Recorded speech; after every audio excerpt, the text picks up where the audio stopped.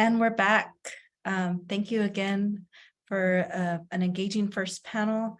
My name is Selena Moreno, President and CEO of IDRA, for those who are just joining. The second research report and panel will be introduced by Dr. Chloe Latham Sikes, who is IDRA's Deputy Director of Policy and the Wonder Woman who leads Texas's policy work and has led the charge against vouchers for IDRA and our coalition. Dr. Latham Sikes is also one of a small handful of true school finance experts in the big state of Texas and one of the engineers of IDRA's school funding model.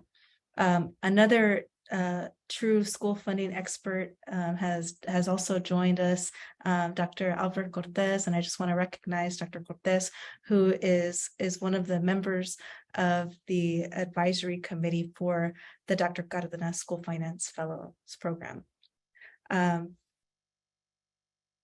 Dr. Latham Sikes is going to introduce our fellow, Dr. Davíd Martínez, who will be presenting, and then our two panelists, Dr. Fierros, another member of our advisory board, and Derek Black, who literally wrote the textbook on education law and whose recent book, Schoolhouse Burning, is extremely relevant to the anti-democratic threats to public education that we're seeing today.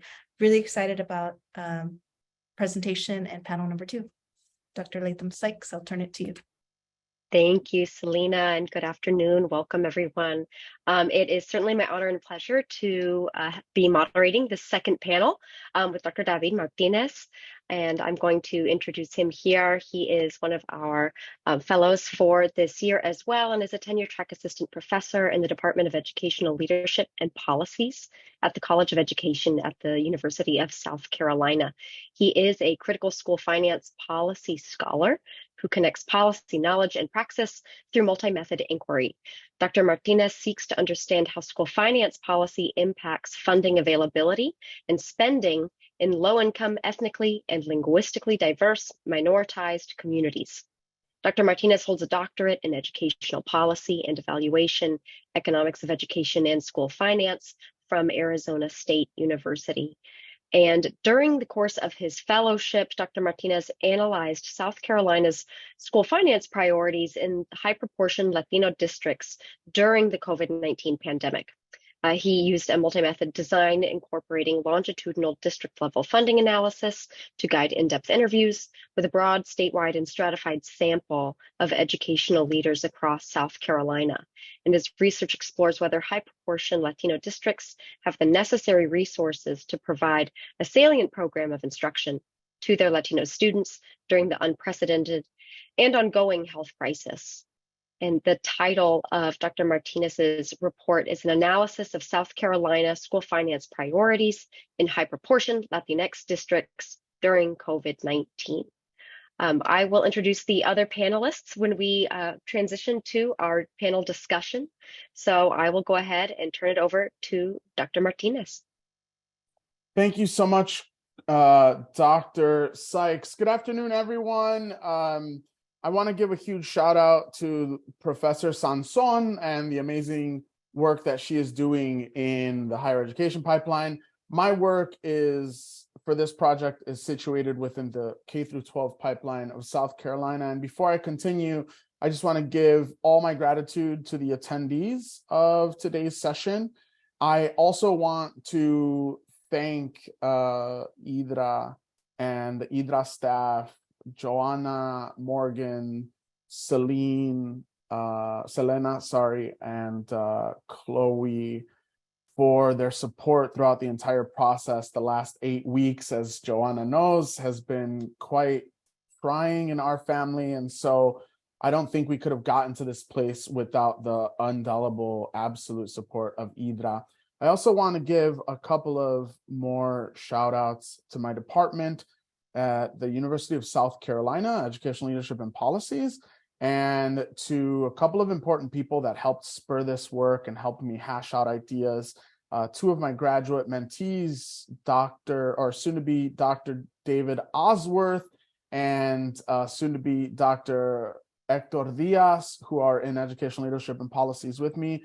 And I also want to give some shout outs to Dr. David Knight, who helped me just think about the process of data, and think about how I would run this analysis, frame the methodology, and Dr. Julian Vasquez Heilig, who really is instrumental in helping to push me and push my work so that I think more about students and families and in a more nuanced way.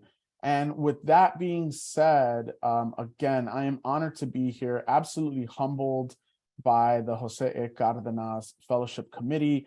As some of you may know, I have had a tumultuous trajectory through education, and so being part of this group certainly surprises me. Having my PhD has surprised me quite a number of times. So thank you all for the support. I appreciate you all.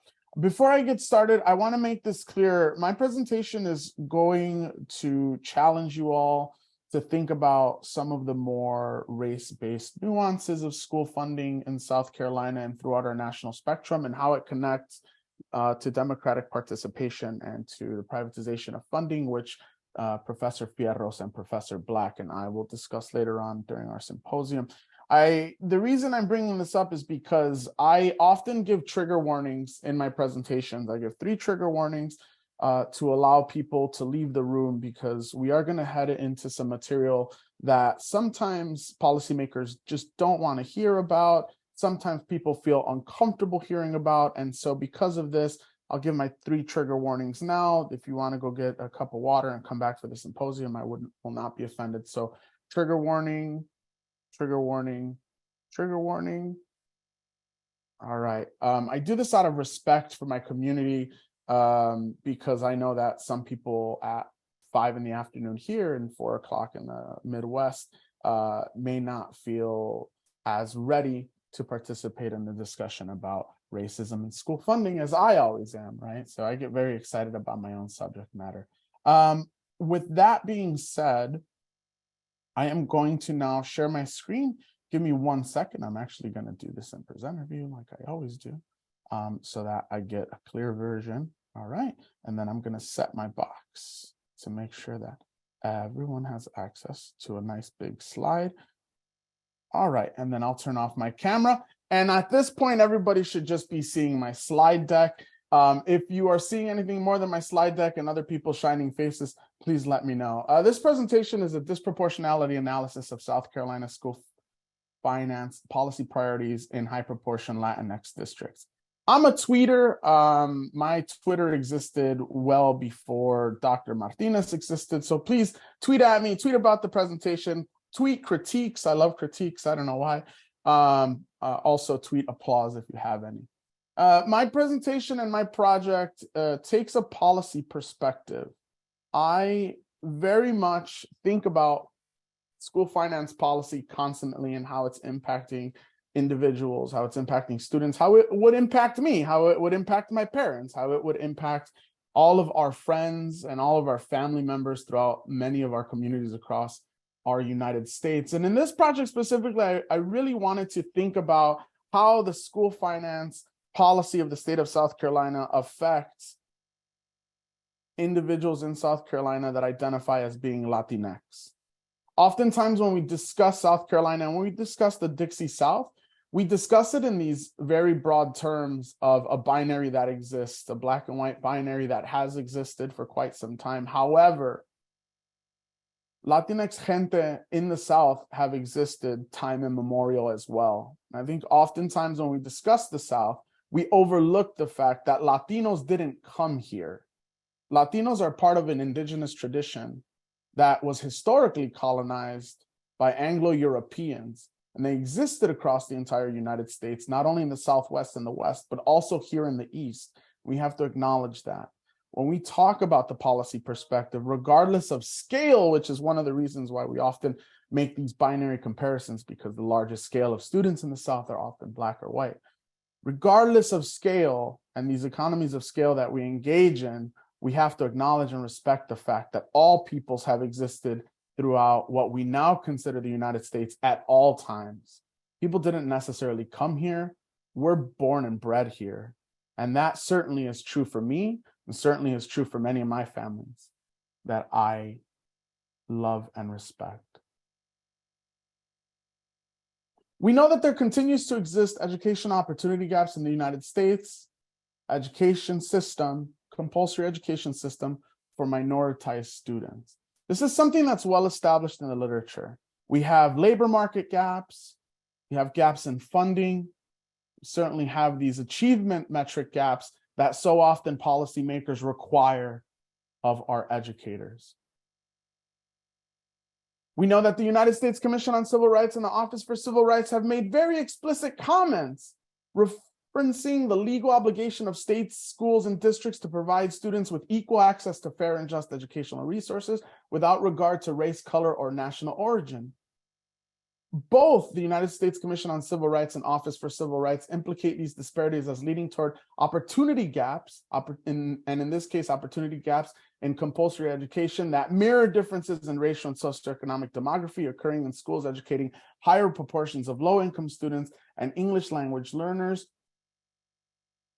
We know that here in South Carolina, we have a history of tumultuous policy and a history of inequity that runs parallel to the disparity in race demography. We know that South Carolina has this tumultuous and purposeful history with educational disparity, a supported theme that emerged in some findings we review later in this presentation. And the South Carolina General Assembly has recently moved to pass multi-pronged, what I've called disconscious legislation, limiting freedom, forcing specific viewpoints about pedagogy, content, curriculum, educators, and compulsory education, and gender. This persecutes our individuals in this state. The most recent law that was passed, House Bill 3728, prohibits teaching about conscious, subconscious bias of individuals based on race, sex, ethnicity, religion, color, or national origin, and any reference to implicit or unconscious bias is prohibited despite being well documented in the scientific literature. H3728 is very broad, states that an individual should be discriminated against or receive any adverse treatment because of race, sex, ethnicity, religion, or national origin efforts, and this quells efforts to advance educational equity for minoritized people. And finally, HB 378 prohibits the attribution of any wrongdoing to any individual based on race, sex, ethnicity, religion, color, or national origin.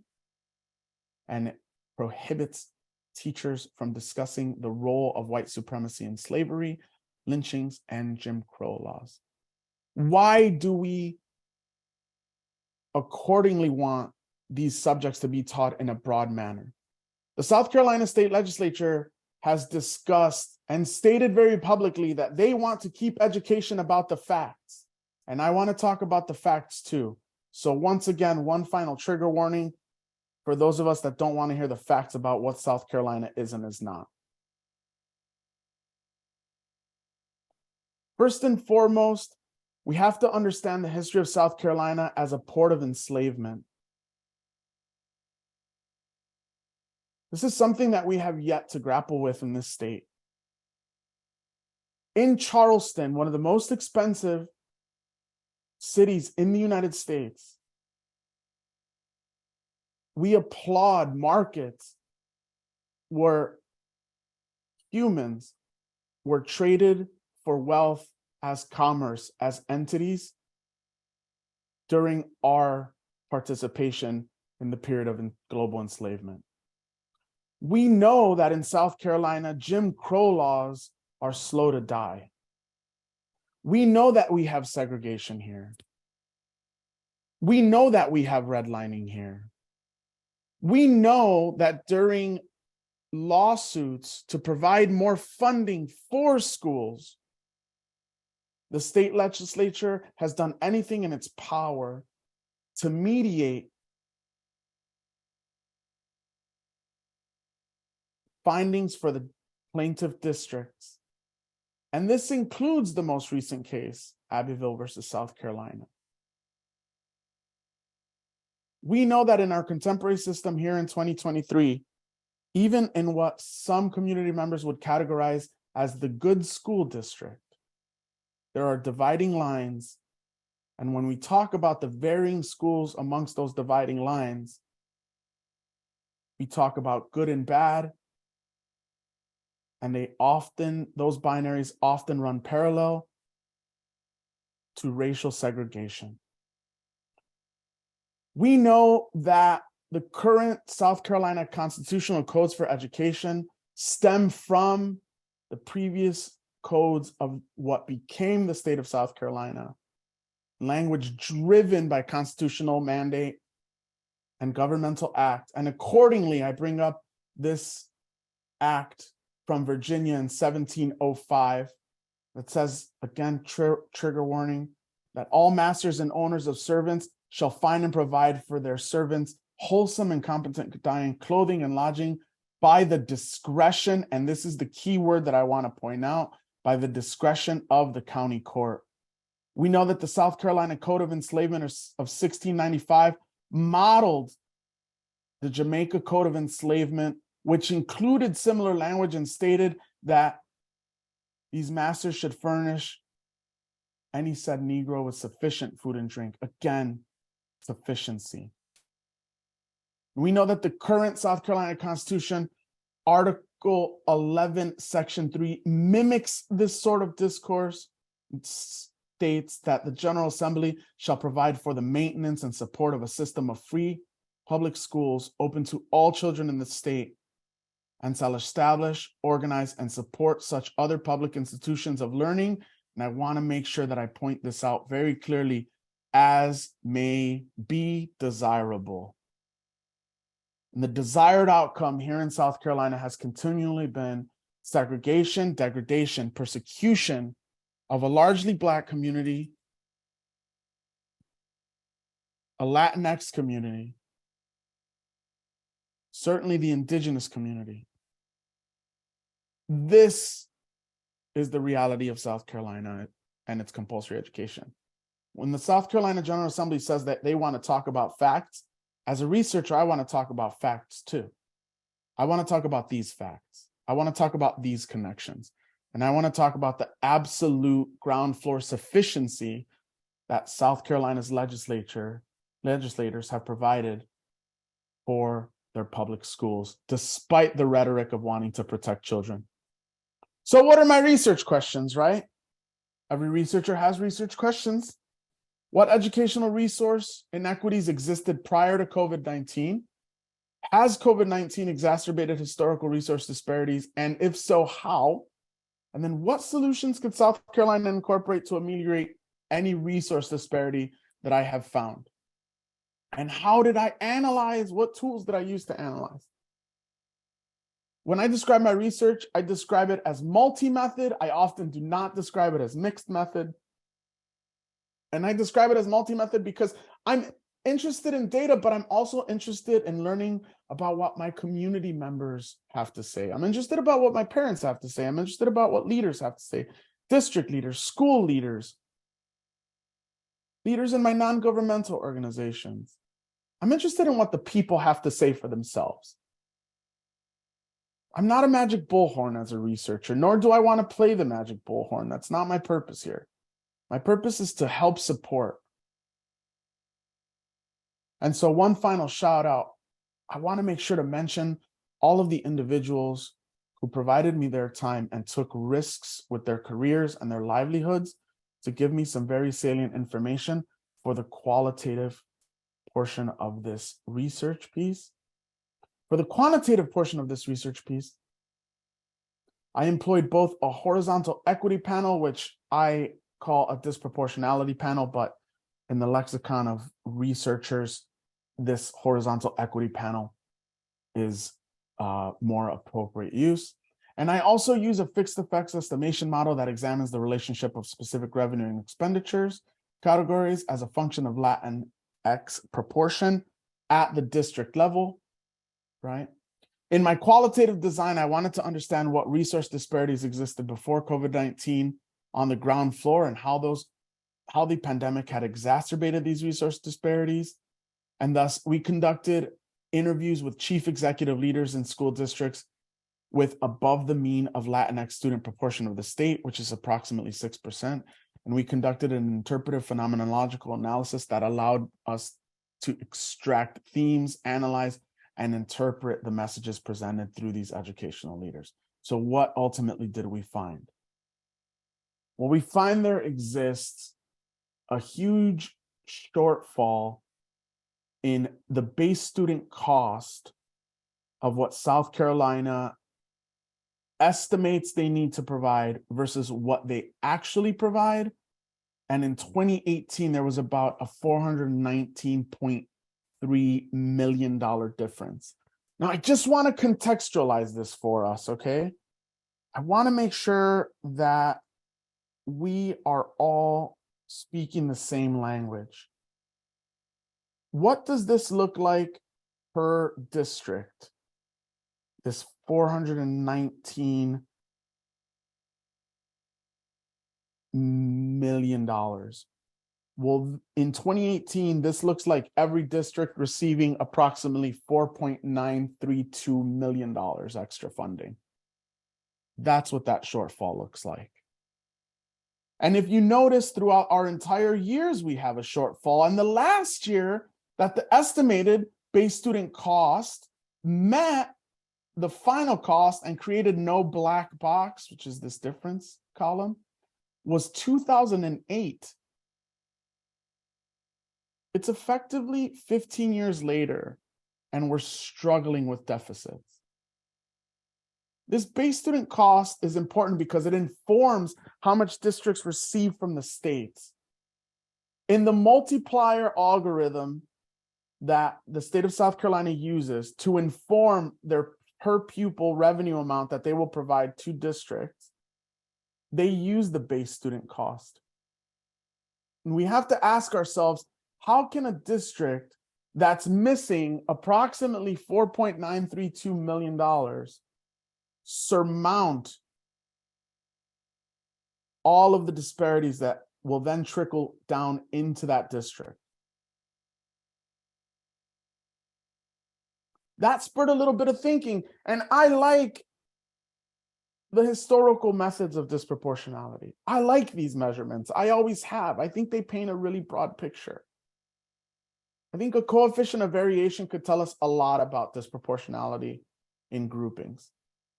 And I think when I look at things like total state and local revenue per pupil, and I see a 17.83% difference in districts, alarm bells ring for me.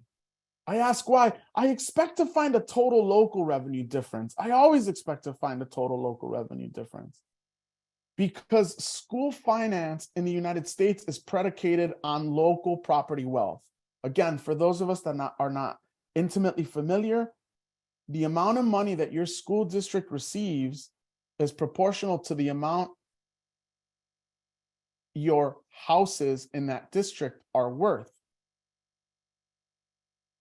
That's what property value means, right?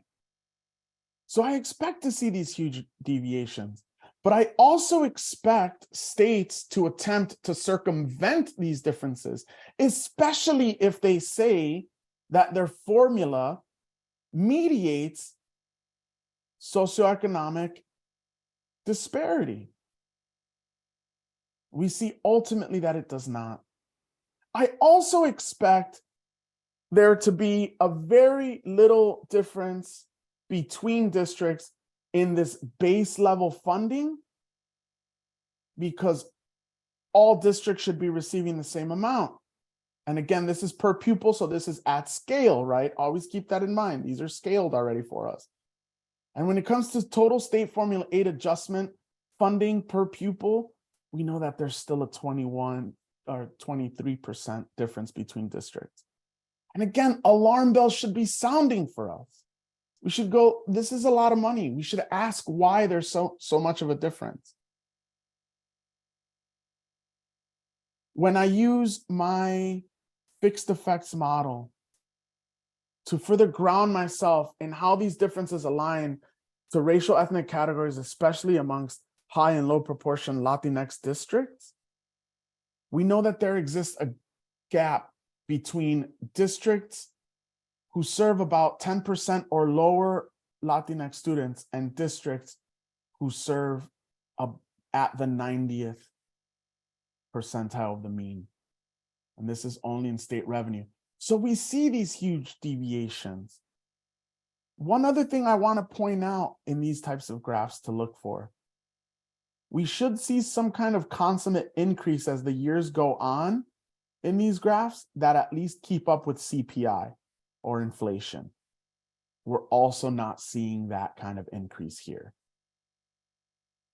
So two more alarms sound for me.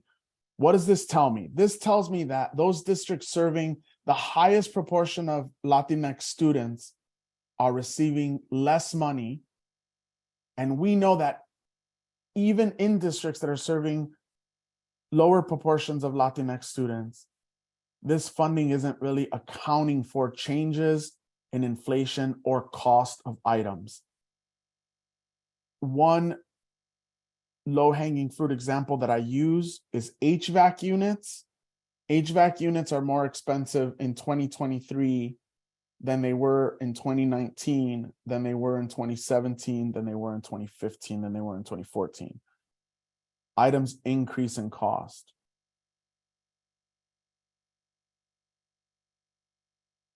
We also know that if we take a general look at state revenue in those districts that serve a high proportion of English learners and a low proportion of English learners, we find this same parallel gap.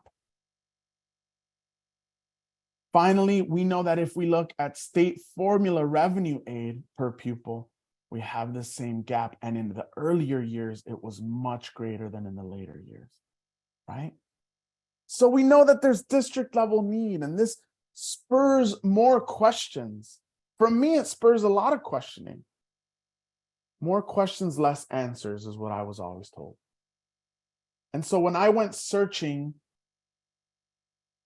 I decided to ask those leaders with intimate knowledge, and I asked, what kind of communication patterns were going on? How was the disparity exhibiting itself in your district? And we know that from these chief executives, there's a great amount of district level need. And throughout our interviews, we find that district leaders expressed there was a lack of resources during the COVID-19 pandemic. We realized that some of our students came to school for those essentials. That's probably the most consistent part of their day. Caring adults, it's a controlled environment. And I mentioned HVAC earlier. HVAC was a prevalent thing during the COVID-19 pandemic. People wanted to air out the buildings, air out the rooms. I mean, not security, controlled environment. I mean, heating and cooling controlled environment. So it was a comfortable, nice, good 72 to 74 degrees, consistent all days, 2 meals. You have breakfast and lunch. You'll have opportunity to socialize. And in this, we see this chief executive telling us directly that there is need, that students have need, that they have need. We know that students come to school for more than just reading, writing, and arithmetic. We know that schools can be a source of community cohesion. So why wouldn't we address this need? Why would we want to use our rules of sufficiency or desirability of sufficiency?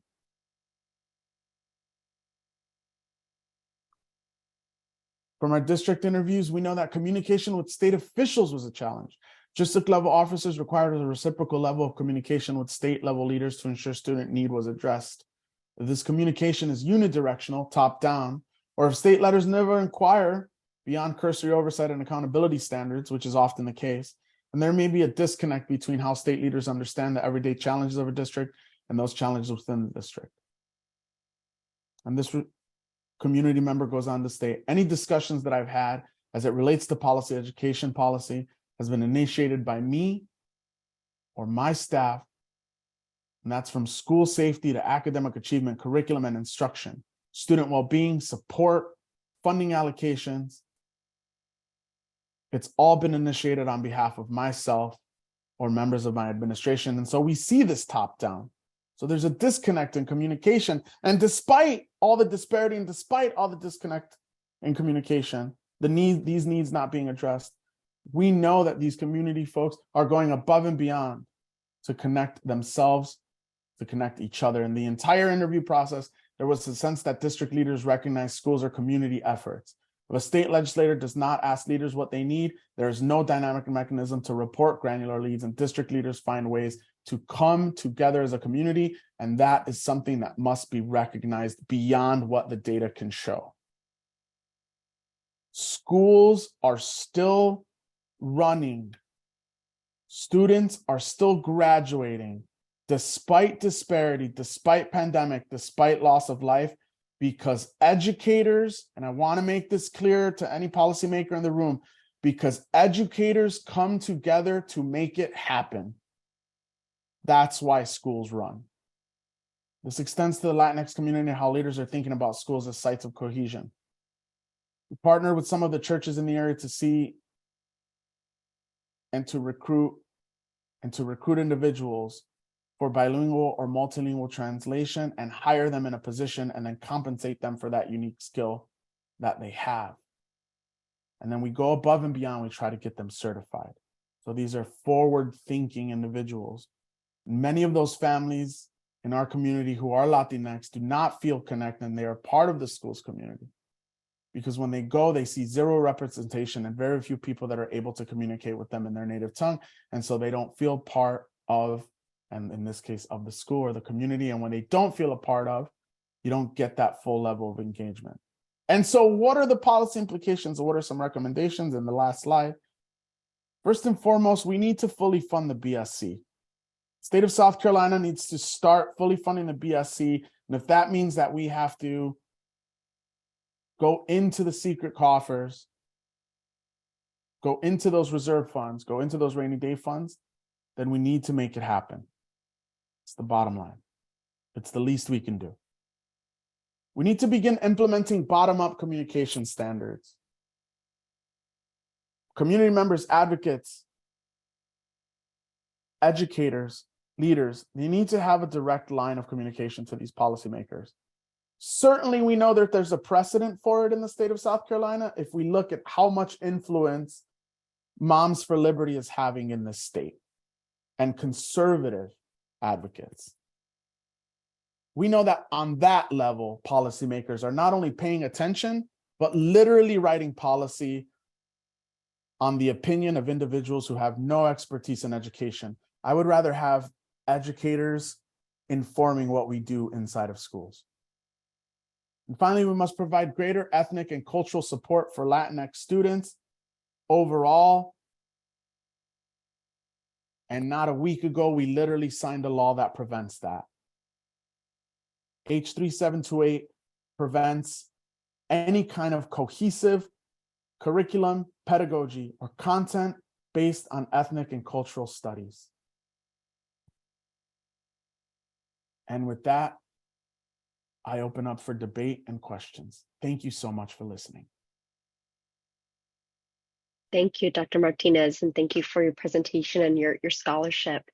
We're going to transition to our panel for a discussion, and I think we do have time for till 5 o'clock Central, 6 o'clock Eastern for that. So I'd like to introduce Dr. Edward García Fierros.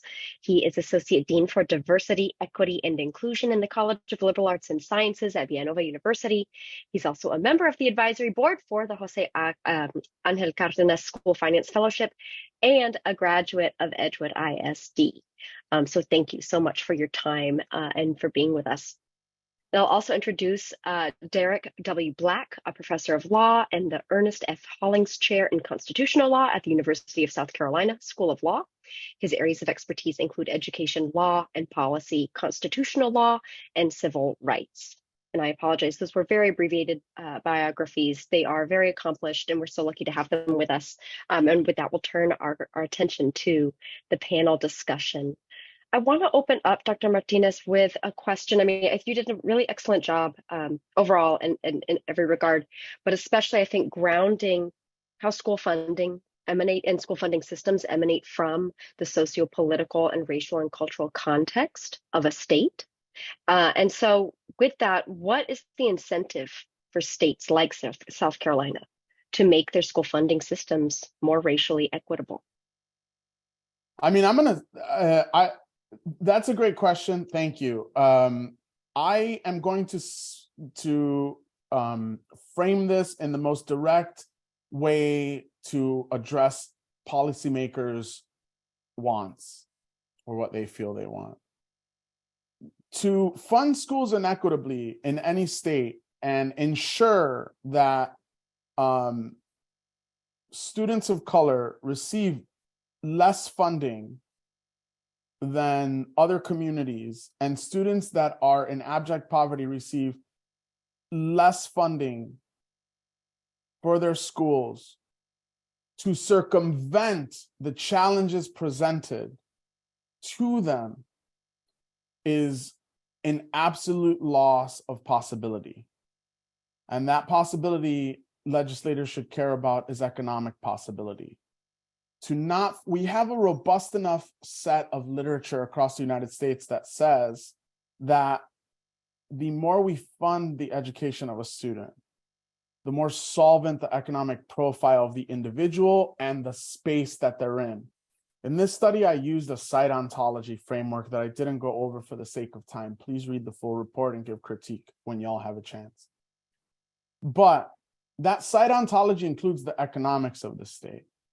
If we literally fund some districts so that they have all of the science classes and all of the master's or better level physics teachers that they need that are only teaching physics, and we make other districts catch as catch can, then we're losing minds and we're using economic stability.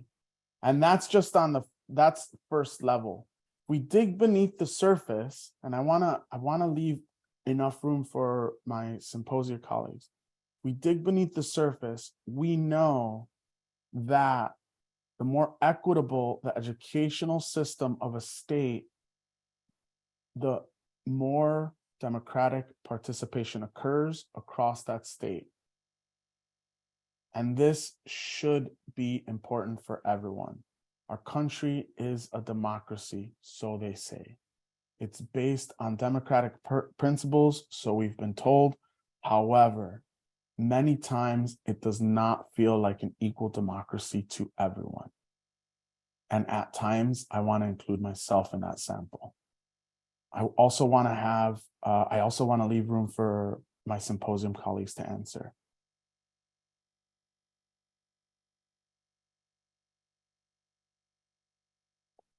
Derek, any thoughts? Ed? I have lots of thoughts. I guess one of the questions I had was thinking about state funding, and I guess you mentioned sort of the economic impact, but putting it into kind of school settings. How is state funding for early childhood programs, high school advanced courses and enrichment, college access programs, and others implicated in their relationship to democratic participation in South Carolina or other states as well?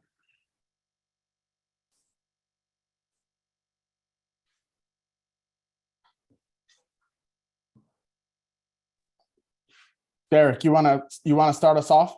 Oh, well, I thought that was going to you, David, but no, I appreciate the opportunity. Well, I mean, certainly, we have one of the most shocking numbers to me when I talk to advocates here is actually, getting data on student voting. We have that, the number of teachers, the percentage of teachers that actually vote in South Carolina. The last data I saw on that was in the 30s, which is astounding to me. And I think there's a certain amount of debilitation and acceptance that things are just the way they are in South Carolina. And I certainly know there's a lot of district fear. Now, David was mentioning earlier about the bravery of folks speaking. I mean, it is true that in a small state like this, where everyone knows everyone, complaining is not the thing to do if you want to keep your job, if you want to be treated well the next year. And so what you put it in those frames, you asked that question, Ed. I mean, I do think we have a pretty big democratic problem that is connected to the finance system here. And I think, you being in Pennsylvania, I think one of the things that I found interesting 6-7 years ago was when the superintendents went on this sort of speaking tour. And interestingly enough, not to say Pennsylvania is perfect, but like these superintendents were willing to stand up and speak and present and sort of tell their side of the story. You don't see that in the state of South Carolina. You don't see anyone telling the kids, other than some nonprofits, but telling the kids or the districts or the administrator side of the story. There's a loss of democratic participation, which I think is connected to these funding. I'll just add one thing to go along with David's point. I mean, South Carolina is, in some respects, an economic juggernaut, and they're really running themselves into a hole. I mean, corporations are falling all over themselves to come here. We have this huge, and they're giving them huge tax credits to sort of do so. They announced this enormous battery factory just up the road from EV battery factory up the road from the State House. And my first question was, who's going to do those jobs? We are not producing the graduates to fill those jobs. And it seems strange to think that, we're investing, someone's investing a couple $1 billion in a facility, and people from other states are going to have to come here to fill those jobs, because there isn't the workforce necessarily here to fill those jobs. So in any event, I think there's a lot of sort of intersecting sort of economic and democratic pieces here. Thank you. Davíd, do you have a response to that? No, I fully agree, right? So again, if we just look at these surface level challenges, if we're not training individuals in a manner that substantially takes care of the entirety of their life, right? Like holistically, not only just labor market, but like what and how they're actually traversing what South Carolina really is and is not, then it puts our democracy in the state in jeopardy, right? And if we take a look at Florida and what the governor has been able to do in such a short amount of time, right? Including some of the moves that he's made earlier this week, it should alarm those of us in South Carolina that we learn from that and we adapt and we change. The General Assembly was smart, to be quite frank with everybody. This bill that they passed, 3728, which became law literally just last week, about this time, they extended their legislative session by about 6 hours, I think it was, in order to get this bill passed, because they were set to adjourn. And they kept grinding the language and grinding on the bill until they had something that was ultimately passable. And they're smart because they've tried to pass a bill like this for decades already. This isn't the first attempt. They've rewritten this same bill so many times, in fact, that it's sometimes hard to keep track of it online. I'm afraid of not now, but I'm literally afraid for my students and families about what comes next, right? Because certainly in Florida, what came next was the absolute persecution of immigrant families, which passed recently, and the absolute persecution of individuals in the LGBTQIA plus community, which happened very recently, right? And what I'm also afraid of is individuals who have historically called themselves allies, or organizations who've called themselves allies, now taking a neutral stance instead of a power stance. This is the opportunity to fight back. With all of that money and all of that foundation, this was the opportunity in Florida to push back. And instead, every single day we see organizations taking a step back from this ally message that they had, right? Anheuser-Busch lost, I think it was 7 to 10% of revenue in the last quarter because of their LGBTQI campaign, and they were unwilling to take an economic loss, and so they pulled back on that campaign, right? We saw that. We've now seen the Los Angeles Dodgers pull back participation of some LGBTQIA trans groups from participating in their Pride Night event. This was the opportunity. You're not an ally in the easy times. Allyship means that you're going to be there in those times when there's really a tough fight to be had.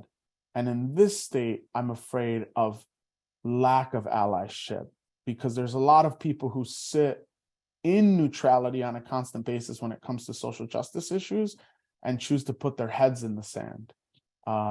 So we have to be very careful about next steps, to be honest with everyone.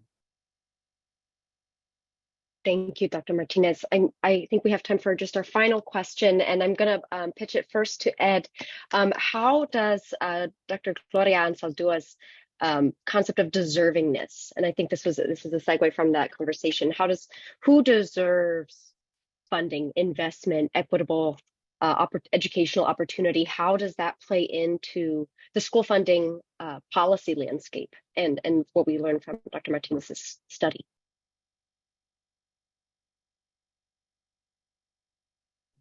You're on mute. Perpetually muted.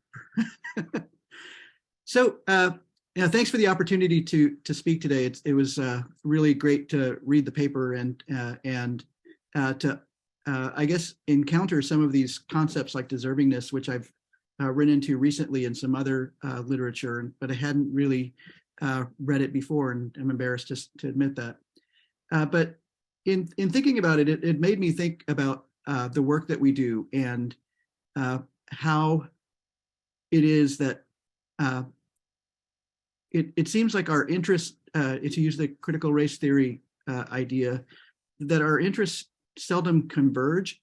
We have this interest divergence around funding minoritized individuals against funding in our lifetime anyway, in my lifetime.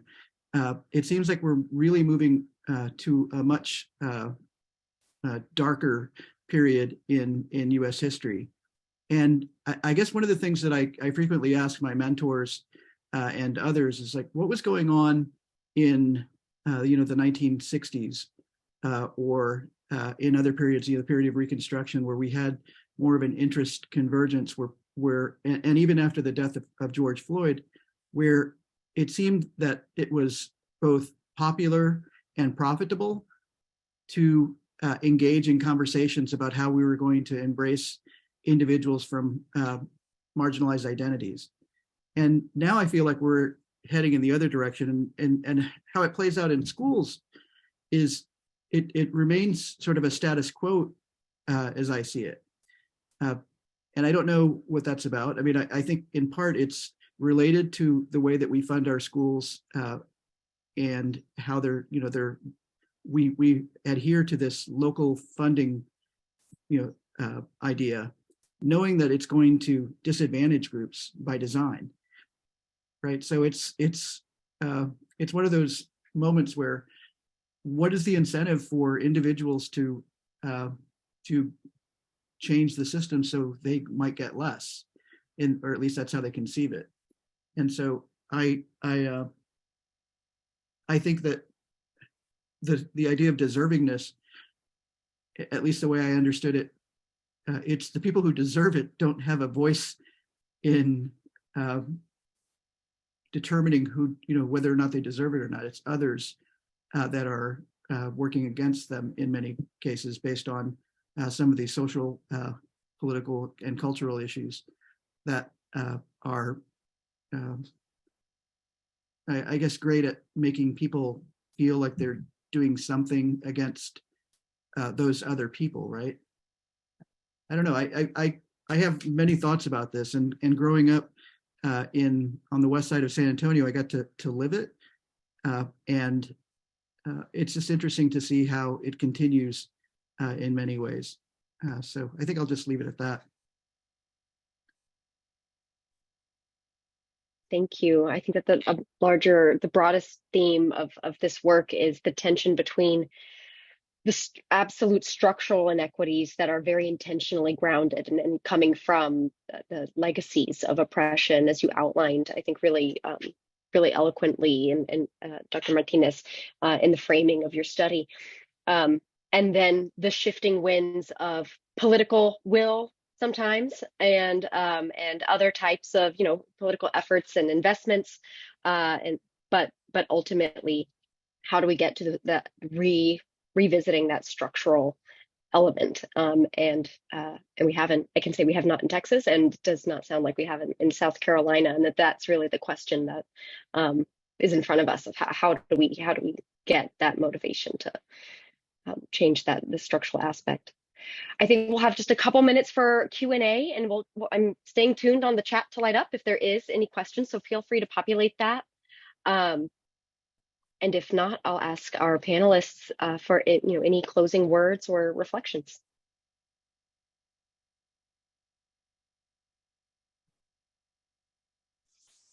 Well, I just have to say that if we don't keep talking about it, nothing's going to change, right? And so I think that we have to keep advocating and doing the work, as I often like to say, because I think burying our head in the sand is something that we can't do.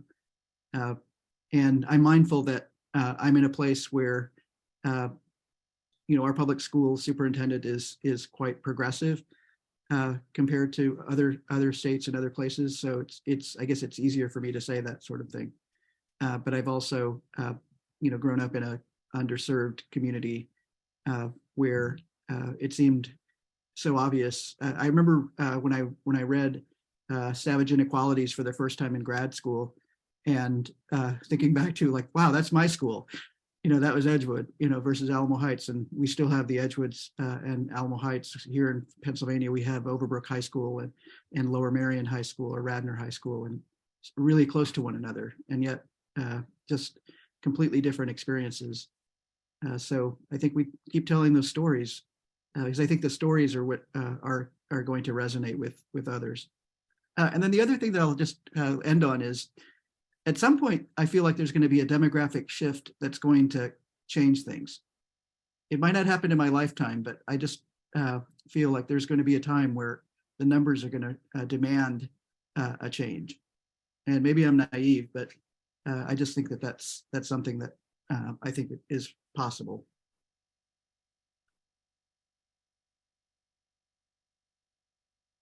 Thank you. Derek, any closing words, and then we'll close with David.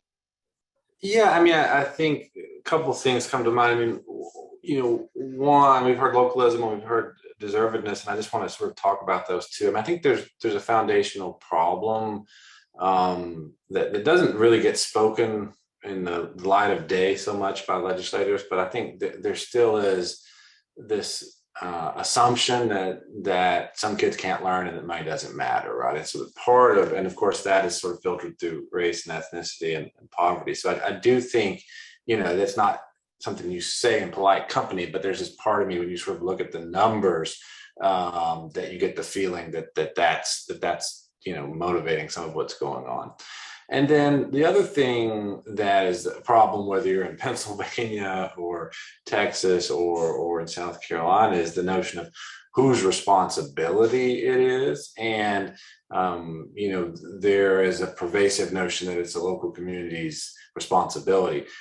It's crucially important that local communities be involved, but there's only one entity in the United States of America that's responsible for delivering education, and that is the 50 states. And they consistently fall on that. And unfortunately, I don't think the legislators themselves understand that they have a constitutional duty and they have a state duty. And I kind of feel like I'd like to have a seminar, not that they would invite me at the beginning of every legislative session every single year in all 50 states, because they really fundamentally misunderstand what their job is, it seems to me. They have lots of discretion in other areas, but in education, that's not the case. They have an absolute responsibility. Thank you. And Dr. Martinez, we do have one question in the chat, so it's a great prompt, I think, for your closing remarks. Of quote from Dr. Eve Ewing that resonates is with this type of data, it's not a logic thing, it's a power thing, that it comes down really to the power, just as you were saying, Derek. Where do you, Dr. Martinez, feel about the fact that these inequities are purposeful or could be purposeful to generate power structures that benefit financial and political power interests? So not only coming from them, but to continue to generate and perpetuate. I agree 100%. So it seems to me that most legislative moves are based on a power set, right? And that power set is getting at a very specific item and it's persecution of individuals who do not fit a cis heteronormative patriarchal picture. That's it, right? So all the moves in Florida, everything that's been done in Texas, all the plaintiff remands, all the times that the Supreme Court of the United States says, well, we don't want to talk about funding, well, that's a state's issue. Every time someone wipes their hands clean of a school finance issue at a state level, when they know that dually kids are being harmed, okay? So let me say that again. Every time someone washes their hands of problems, when kids are being harmed or placed in danger, it is their fault. And we can't let anyone off the hook because of it. We can't look at the Supreme Court and say, oh, you're right, it's a state's issue. Yes, it's a state's issue, and states have control over their education, but the federal government can intervene, because the only rights that supersede our rights inside of a state are federal rights and my civil rights. And I have a civil right to education. I have a civil right to not be harmed. And I would stand up against anyone and make the argument that this isn't about money. This is about placing Black and Latinx and Indigenous students under the same circumstances as the 1600s. That's what this is about. Ron DeSantis does not care about anything else except ensuring that white supremacy is loud, proud, and upheld. And that's the order of business.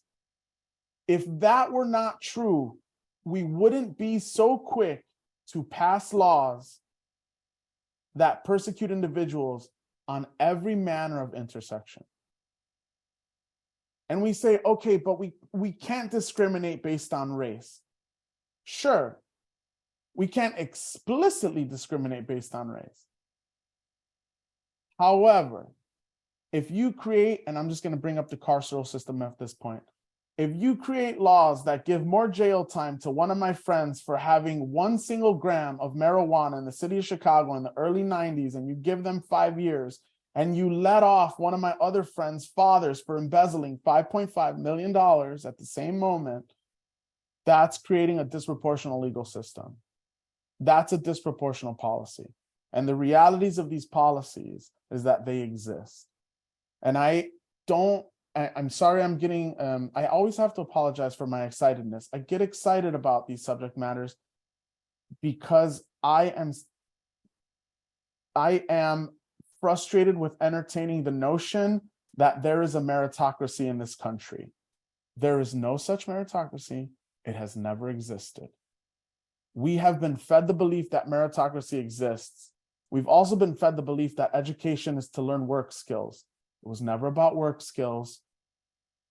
The Boston Latin School, when it was instituted, and Harvard University, when it was instituted, was about teaching the sons of the elite oligarchy of the time how to maintain power and dominion over everyone else. That's what they were teaching.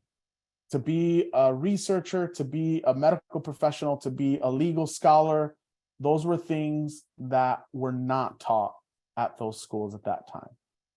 It was literally about teaching the ability to maintain and keep power under control of a very specific grouping of individuals that I would argue still exist today and are still trying to maintain that same power and control. So I agree with Eve. I agree with Professor Ewing. I agree with the conversation that this is about power and control and positionality. Now, my question to advocates is, how hard are we willing to push forward, and how many risks are we willing to take with our own individual place in life? Because even to have this conversation with you all tonight, and to state it in the way that I've stated and pretty strongly in this last 5 to 7 minutes, and to say the things that I've said can be construed as being illegal currently in the state of South Carolina because of the policy that they have passed. And if there's a policymaker or a General Assembly person, if they watch this, I do not care. I don't care, because I don't have time to entertain notions of neutrality. I don't have time to entertain notions of supposed harm that'll come to me, because literally there are kids and humans dying in the street. And those are the people that I care about. I am here for the community of South Carolina. I am here for our national community. I'm here for folks, as we all are. I'm not taking this upon myself. We've all been here. We've all been doing the work, right? And it's risky, but we have to take those risks sometimes, because we have a quote from Professor Ewing, and I want to quote Professor Stovall. As we all know, they're coming for us. And when he says they, what does he mean? White supremacist and white supremacist ideology is coming for advocates. So as we know they're coming for us, we don't know when they're going to come. We don't know how they're going to do it, but we know they're coming. I have that piece of knowledge, come as you may, and I do not hide. And none of us have, Thank right? you. Thank you, Dr. Martinez. I'm afraid that's a good segue, and I do have to, I'm sorry to cut you off, but we are going to turn it over to our student panelists who have joined us this evening, and we want to make sure that we have plenty of time for the youth voice. So thank you so much for our panel. Thank you so much for Dr. Martinez's fellowship and scholarship. We very much appreciate you, and I will turn it back over to Selena to introduce our student panelists. Thank you so much.